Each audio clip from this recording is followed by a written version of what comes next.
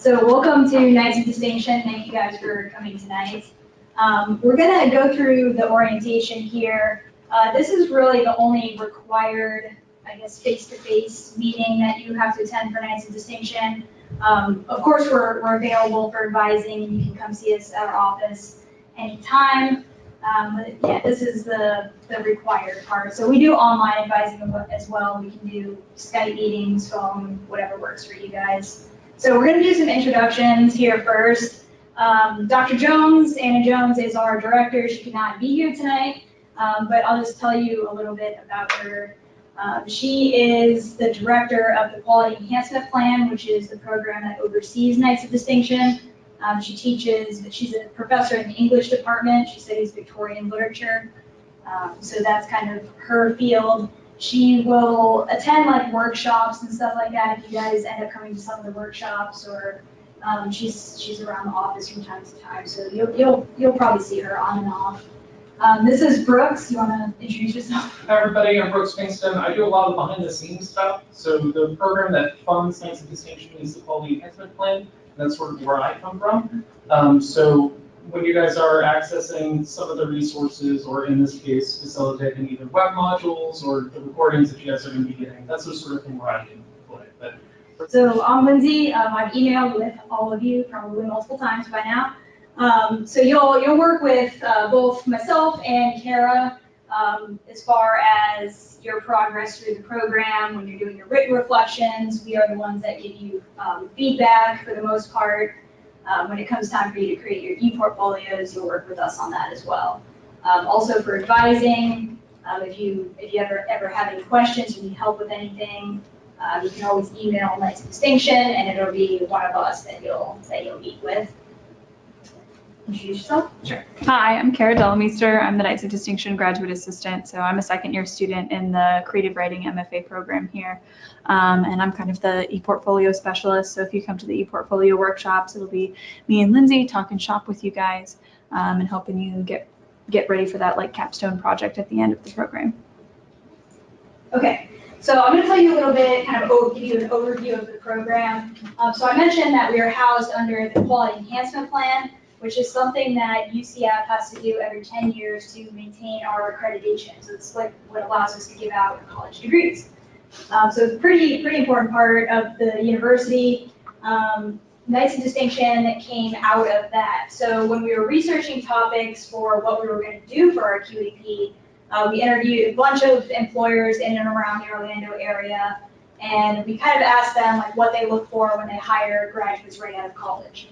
And one of the things that they identified was that students were not always able to effectively articulate the skills that they were learning in the classroom and how they can apply those skills to different real-world situations outside of the classroom. So that idea of real-world skill application is called integrative learning, and that's the topic we settled on for the QEP. So that is what kind of encompasses Knights of Distinction, and that's what we're trying to help students do. So as part of the program, we're going to help you kind of identify some goals for yourself and create an individualized plan on how to meet those goals. For you guys, that will take the form of what we call an initial inventory, which I'll get to once we get through this part of it. We'll get into some of the milestones and the specifics for the program. I think perhaps the most significant part of the program is that we're encouraging you to get involved in meaningful, high-impact experiences and then reflect on those experiences. So you'll engage in a series of written reflections, a total of 5 for the rest of the program, 1 for each of the milestones. Where you'll practice articulating the skills that you've developed from all of your different experiences, identifying the most meaningful experiences, and really focusing on articulating skill transferability, so how you can use those skills in different situations. Okay, so we're going to move on to milestones. If you guys go open your folders, and there's a flyer on the left-hand side, the back of the flyer has the summary of each milestone, as well as the points, requirements, and kind of some examples. So you can reference that as I'm talking here. So as part of Knights of Distinction, you're going to be tracking your experiences in each of these 5 milestones.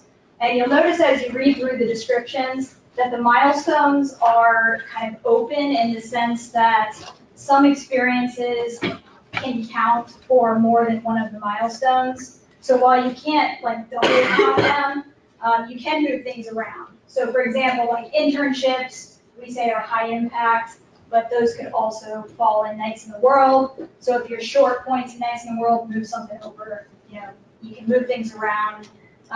They don't have to stick to the milestones that you put down on your initial inventory. Once you get further along, you need to change things, that's okay.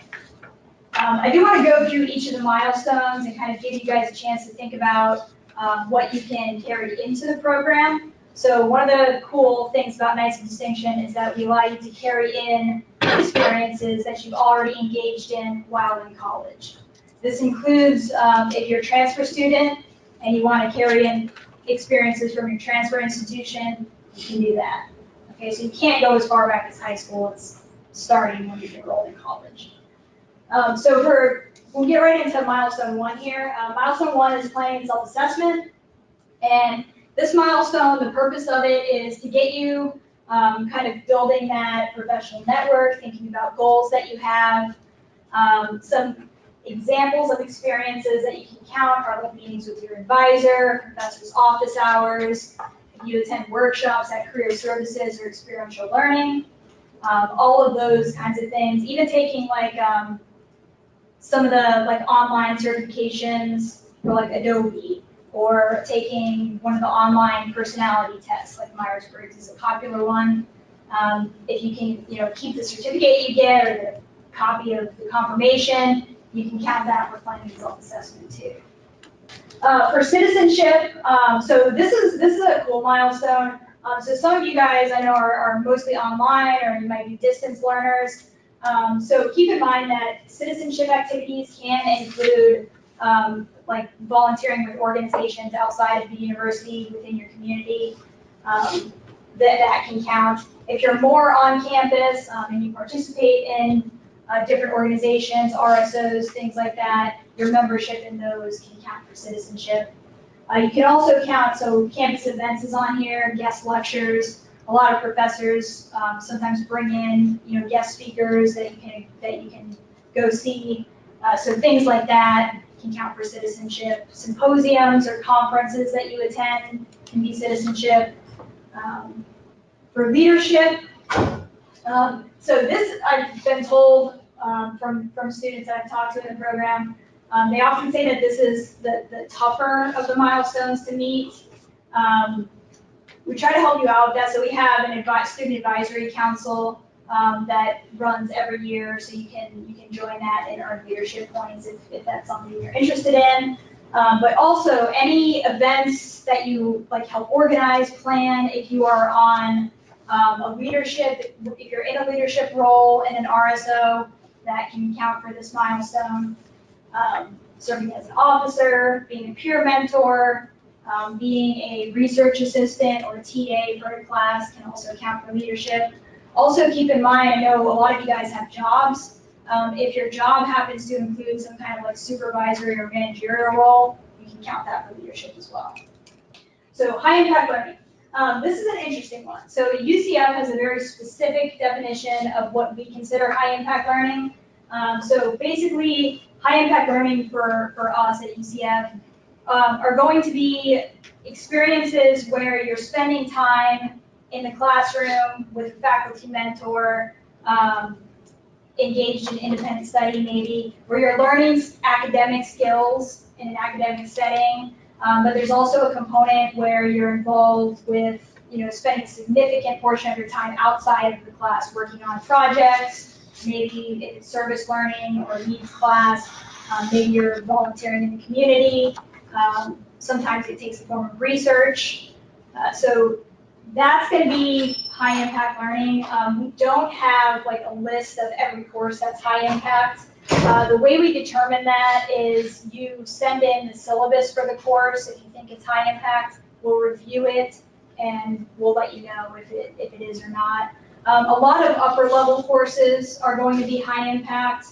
A lot of some of the lower level ones will be like some of the labs, like there's a genetics lab, there's a marine bio lab that's high impact. So a lot of the lab classes will be high impact. Like I said, upper level courses, they can be courses where you're, engaged in writing a long research paper at the end of the course or throughout the course. And yeah, so internships, co-ops can count. We've got study abroad on there, undergraduate research. Like I said, independent study, if you're working with a faculty mentor on a project or something like that, can all be high impact. So for Nights in the World, this in some ways is my favorite milestone. So this is encouraging students to get involved outside of the university or beyond the university. But this is where jobs will come in, so part-time, full-time.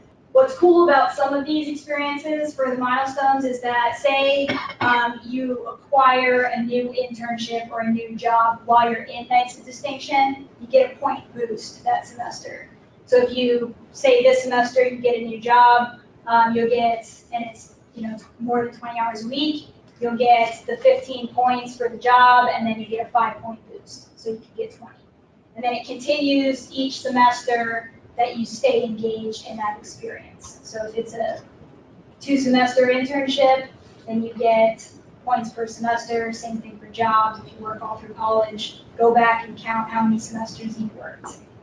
It's also worth noting that community organizations, so any clubs you're in or organizations that you're a part of outside of UCF, Nights in the World. Also, things like being a caregiver. If you're a caregiver to a dependent, you're still, that's still skill development. So that's the main focus here. There are experiences where you're developing skills, whether those are time management, networking, academic-based skills, research skills.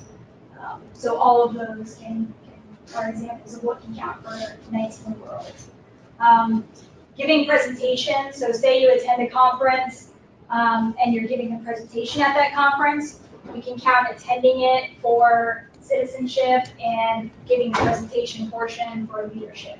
Keep in mind if you have jobs where you present or you're involved in leadership roles in group work that you do or something like that, also leadership. If you get an internship and it doesn't start till the summer, does that still count? Yes. So the program Nights of Distinction is not active during the summer, meaning we don't require you to submit reflections, but we are here and we allow you to count experiences that you participate in over summer, winter break, things like that. So it still counts for the program. So if you open your folders again and you take out the 2 packets on the right-hand side, you're going to see the sample initial inventory. So this is one that was put together by one of our former students. And I think it's useful to just get an idea of what types of experiences can fall into the milestones. Don't be too concerned with filling in your points yet. That points chart is in the web course. That is always the chart you want to use, the one that's the official one in the web course. That's the one I update all the time. That will always be the most recent version. So don't worry about points yet. Just start filling in this blank inventory. Get an idea of what you have that you can carry into the program. This is also going to be the first assignment that you complete for Nights of Distinction. It'll be due next Friday, January 25th. And this you can access through the web course, which I'm going to show you. So this will, I'll get to this in the web course. I'll show you where everything is. But there are digital versions of these. So you can download the blank inventory and type right into it, upload it to the web course, just so you know. As far as feedback goes, so you do get feedback on everything that you submit for Nights of Distinction. So if you're filling this out over the next week or so and you kind of aren't sure where something goes, just note it. We can take a look. We'll tell you if you need to move something around. So Kara and I will look through all of these. We'll tell you if something doesn't fit or the point value's off. If you're not sure how many points something counts for, you don't see it in the chart, note it. We'll look into it and give you some feedback on it. Okay, so I'm going to show you this milestone form is in the web course, but I told some of you guys while we were talking, I was going to pull it up to show it. So this is it. It is available in the web course, so you can download it, print it off, do whatever you need to do to get signatures or whatever however you want to fill it out.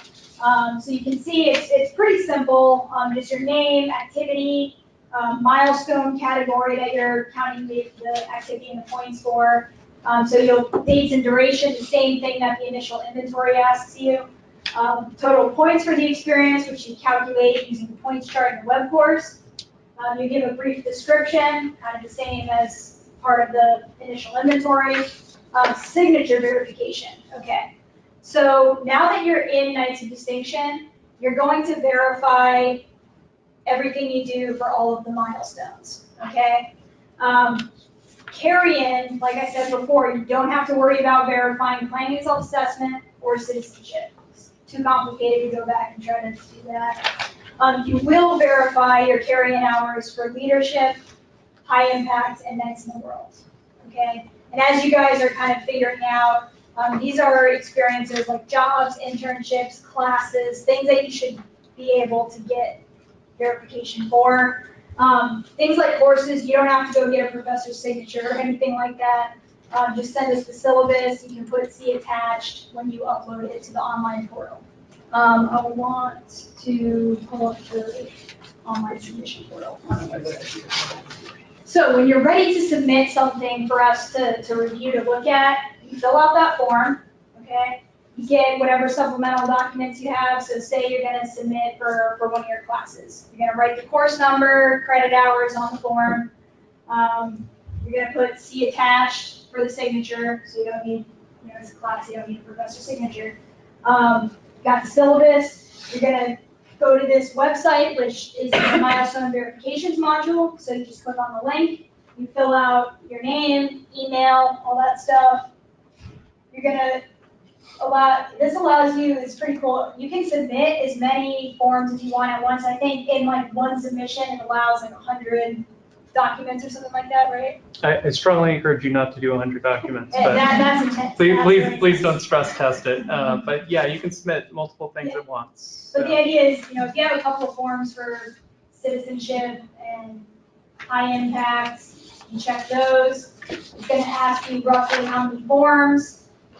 So you put however many, and then you upload the milestone verification form, and then say the syllabus of the class. Or if it's something like, say now you're in the program and you present at a conference this semester, take a picture of yourself there, grab a program from the conference. All of that can count as supplemental, signatures or documentation. For the initial inventory, don't worry about trying to verify all these experiences right now. We are really just trying to get an idea of what you can carry into the program and give you some feedback. As far as verification goes, now just keep in mind you can turn in verifications whenever you want. If you want to turn them in as you're completing the experiences, that's great. We recommend that. That said, the verifications are not officially due until the semester in which you graduate. You're going to create a huge headache for yourself if you wait till the end to verify everything. So keep that in mind.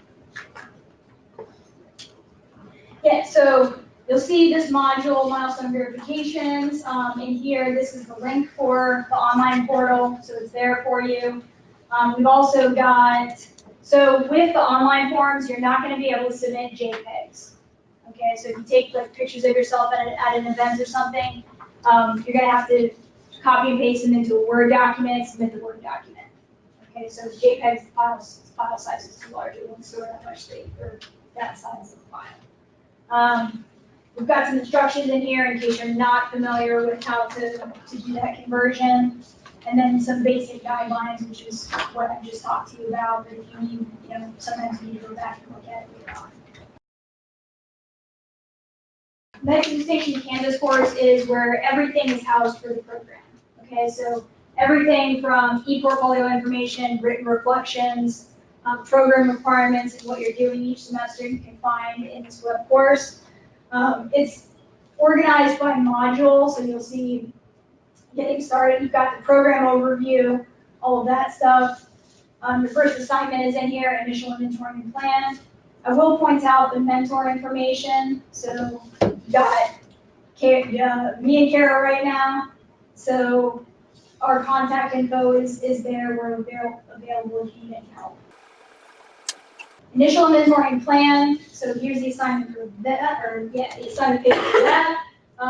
It's Word, you can click on this points chart.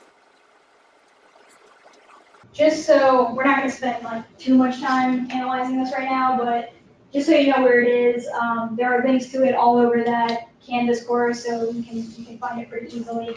As you can see, I've got a note at the top here. This isn't a complete list of experiences. It is very comprehensive. The majority of your experiences you'll find on here. If by some chance you don't see something and you think it does count for the program, send us an email. We'll look into it. We're always updating this chart. So this is the one that you'll want to always check as far as point values go.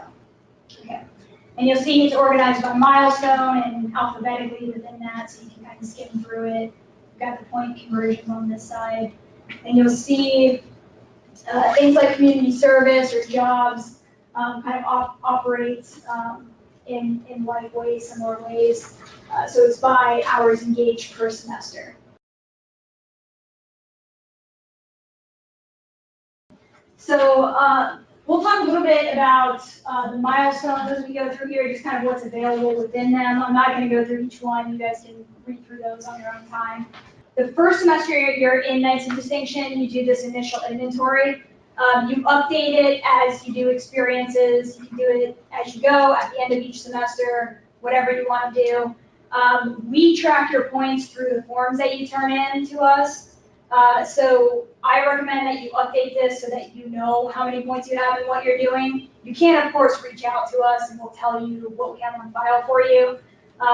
But this is that initial inventory is going to be helpful when you are getting ready to write your reflections, your written reflections, kind of reminding you what you did, how much time you spent engaged in the activities, things like that. As far as other requirements for Knights of Distinction, the other thing that you need to do is you complete at least one written reflection per semester with the understanding that you complete all 5 reflections, so one for each milestone, by the time you graduate. So this is at your own pace. You do one per semester to stay engaged. If you're graduating this semester, I know, so you'll do all 5. That's kind of understood. You enter as a senior, you're going to have a lot of the points already. Your focus is going to be on those written reflections in the e-portfolio. And the reflections are going to be due March 25th. And I do recommend, for what it's worth, whether you're graduating or not, get a reflection in. Let us give you some feedback, especially for those of you graduating. If you can get one knocked out within the next month or so and submit it, we'll give you feedback, and you can use that feedback to, to write your other reflections. So I want to go to a little bit more detail on what you're going to be doing as far as the reflections. So you're going to see the in-progress reflections module here, okay? And then we've got the summative reflections listed in each milestone. You don't have to do both, okay? You have to do those summative ones.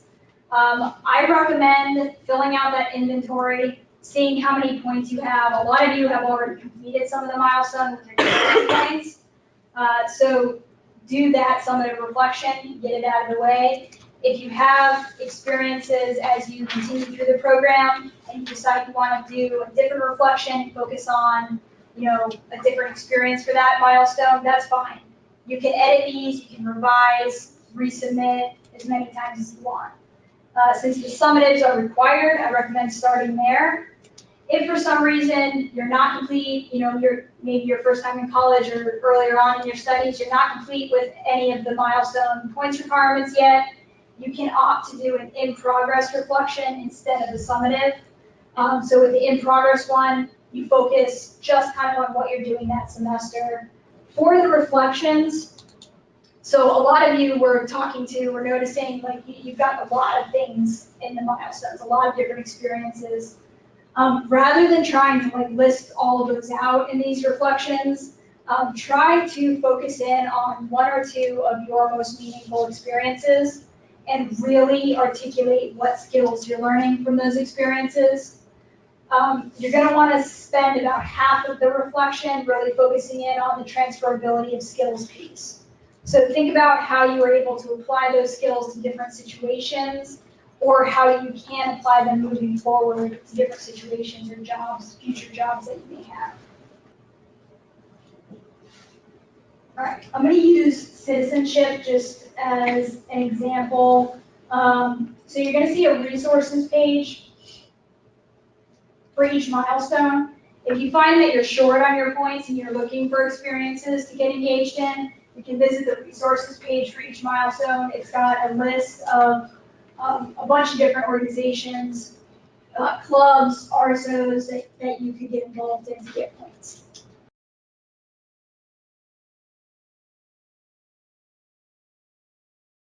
It's worth showing, I think, the rubric. So you're going to notice for all of your assignments that you complete, there'll be a points rubric in here. So it's worth kind of familiarizing yourself with. It's going to have a breakdown of what we're asking you to do.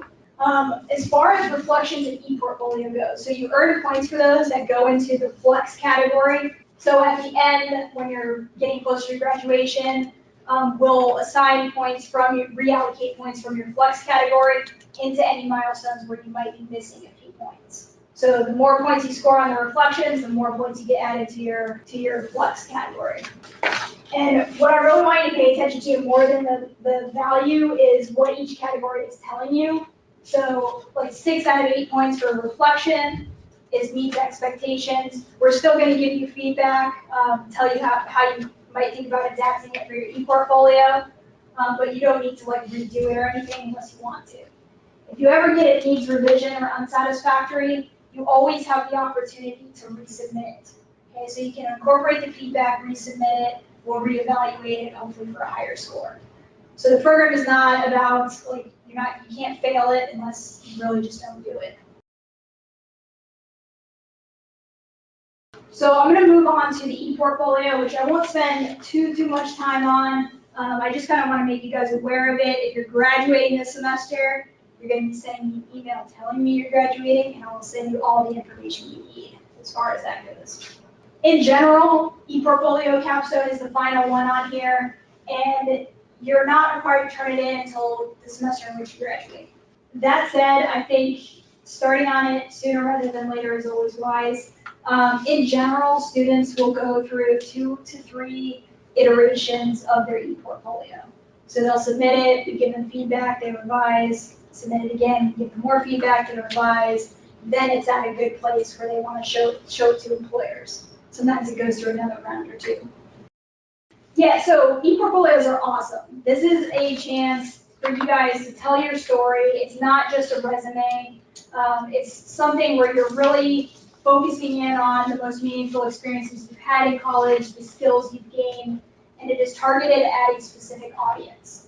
So this is something you can start thinking about now. Think about what you want to do after you graduate. Are you entering the job market? Are you going to graduate schools? Are you pursuing internship opportunities? Choose your audience based on that. You can't have a dual audience. So like when Kara built hers, it was facing towards potential PhD programs, but also towards the job market. So she wants to, well, she is a high school teacher, and she wants to continue doing that when she graduates, but also she's kind of keeping in mind like she might go on to PhD programs. So you can have a dual audience.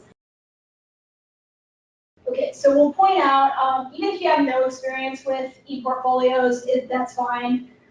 We have recommendations on here. So the ones we recommend are Wix, Adobe Spark, and WordPress.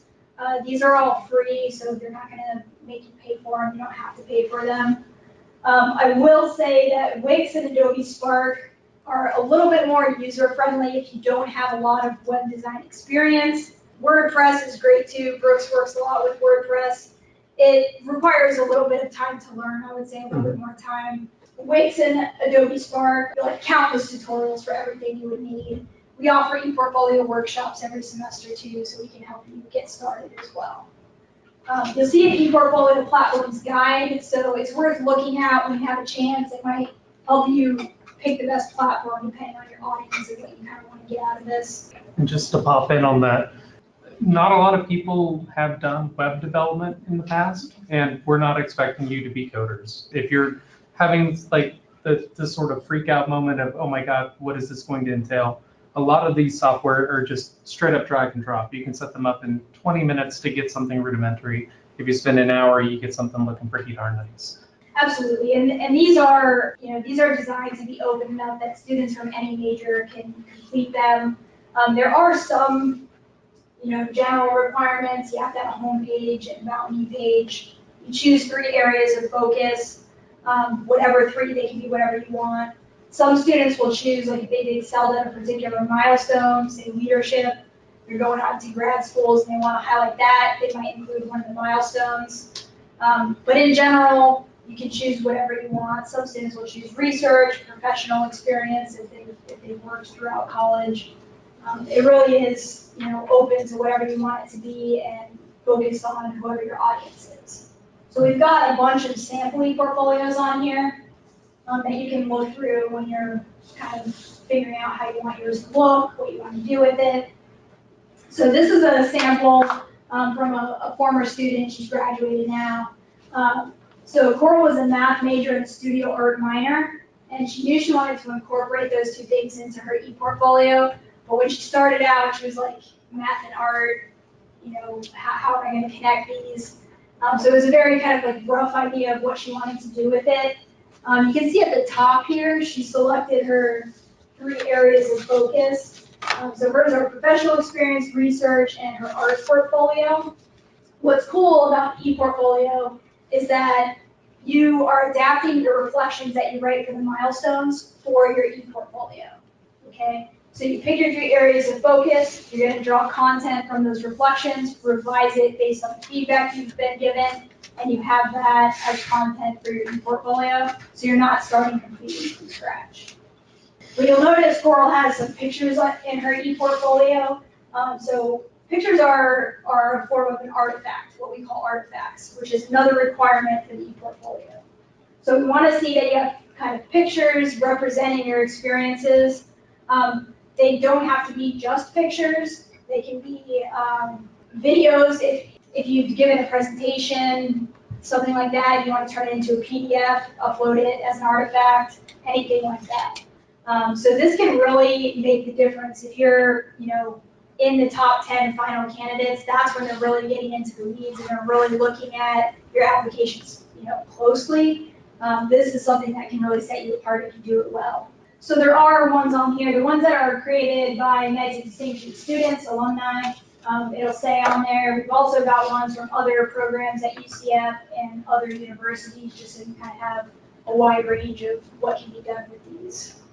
So you'll see at the bottom here, we've got the platforms guide I talked about. There's a sample e-portfolio that's just like a kind of a generalized template focused on Knights of Distinction now. And then there's a checklist that's pretty useful for when you're getting ready to do that final, submit the final version to us.